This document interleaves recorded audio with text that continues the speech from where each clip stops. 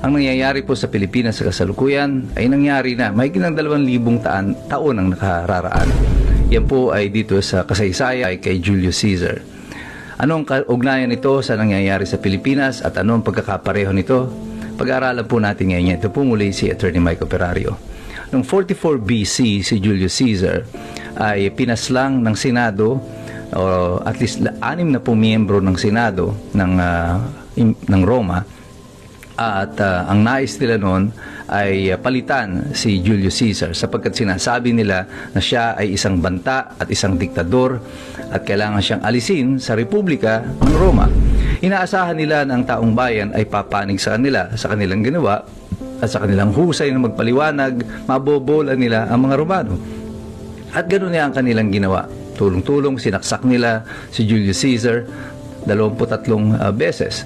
At pagkatapos siyang patayin, sila ay lumabas sa Senado, nagpaliwanag sa mga tao at naglakad pa sila at inaanunsyo sa mga tao na malayo na ang Roma. Subalit ang selebrasyon na inaasahan nila ay hindi nangyari. As a matter of fact, what happened was a look of indifference. Parang walang pakialam yung mga tao sa ginagawa nila at sinasabi nila at may pagkainis pa sa itsura ng mga mamamayan. At nang nakarating na ang balita na ito sa mga general ni Julius Caesar, mga sundalo na loyal pa sa kanya. Isa na nga doon ay si Mark Antony, ay bumalik sila sa Roma at upang makita ang bangkay ni Julius Caesar. At dito nakita ni Mark Antony kung gaano kadami ang bilang ng saksak, 23. At ang ginawa niya ay pinaliwanag niya sa taong bayan kung ano ang totoong nangyari. Isa-isa, pinakita niya kung paano tinamaan si Julius Caesar gamit ang damit na suot-suot noon ni Julius. Pagkatapos noon ay nagkaroon ng nagplano sila ng isang funeral for Julius Caesar.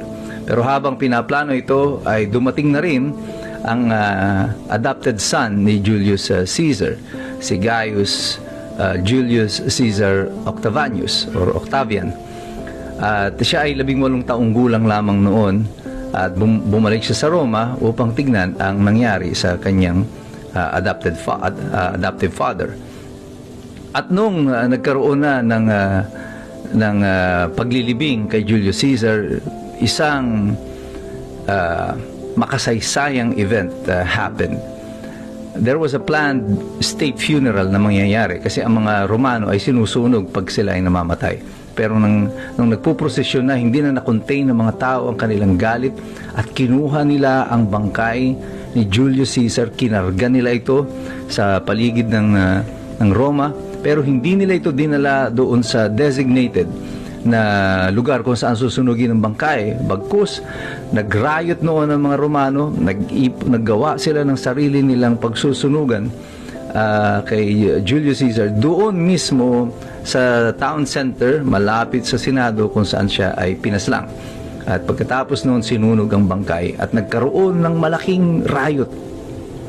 And this triggered the civil war in Rome. Naghati-hati eventually na ang mga sundalo nila Mark Antony at saka nila Octavian ay pumasok sa Roma at nagsilikas ang mga senador na pumatay sa ama ni Octavian. Kung mapapansin ninyo, si Rodrigo Duterte is just like Julius Caesar. Siya ay pinagtaksilan. Siya ay ikinulong sa The Hague ng mga tao din na dati niyang mga kasama. Bongbong Marcos, sila Remulla.